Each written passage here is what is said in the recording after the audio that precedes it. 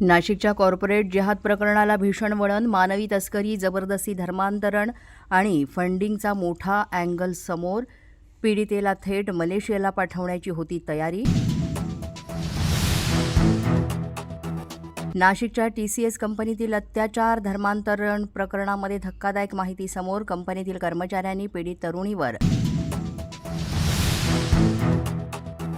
रिसॉर्टमध्ये अत्याचार केल्याचा संशय. जबरदस्तीनं टेकडी आणि रिसॉर्टवर नेण्याची पीडितेने केली होती तक्रार. नाशिकच्या कॉर्पोरेट जिहाद प्रकरणातील फरार निदा खान अजूनही पोलिसांच्या हाती सापडली नाही. लॅपटॉप आणि मोबाईलमधील महत्त्वाचा डेटा नष्ट केल्याचा संशय. SIT आणि गुन्हे शाखेचं पथक सतत मागावर. भोंदू अशोक खरात प्रकरणामध्ये ईडीनं जप्त केलेल्या 2 गुन्हे कागदपत्र. नाशिक, सिन्नर आणि पुण्यात सलग 2 दिवस छापेमारी. मोठ्या व्यवहारांचा उलगडा तसंच बड्या सरकारी अधिकाऱ्यांचं कनेक्शन समोर येण्याची शक्यता.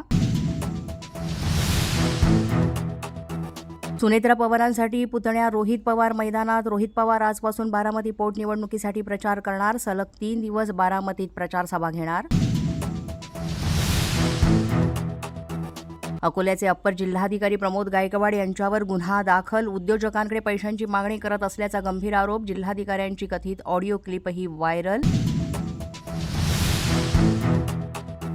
वरळीमध्ये डीजे लावण्यावरून पोलीस आणि भीम अनुयायांमध्ये वाद. पोलिसांनी डीजे लावण्यास मनाई केल्यानंतर लाईट बंद करून रहिवाशांकडून निषेध. काही काळ वादानंतर पोलिसांकडून डीजे लावण्यास दिली परवानगी. मुंबई मेट्रोचं काम सुरू असताना क्रेन पलटली. BKCमधील मेट्रो साईटवर बीम उचलून पिलरवर ठेवत असताना घडली दुर्घटना. सुदैवानं कोणत्याही प्रकारची जीवितहानी नसल्याची माहिती.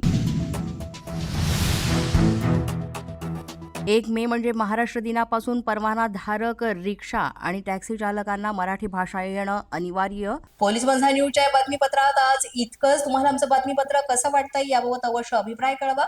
यासाठी पोलीस माझा न्यूजचं YouTube चॅनल सबस्क्राईब करा. तसंच आमचं Facebook, Instagram आणि Twitter अकाउंट फॉलो करा. अधिक माहितीसाठी आमच्या www.policemazhanews.com या वेबसाईटला भेट द्या.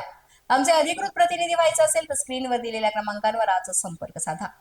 आजच्या बातमीपत्रात इतकंच. पुन्हा भेटूया पुढील बातमीपत्रात. तोपर्यंत पाहत रहा पोलीस माझा न्यूज.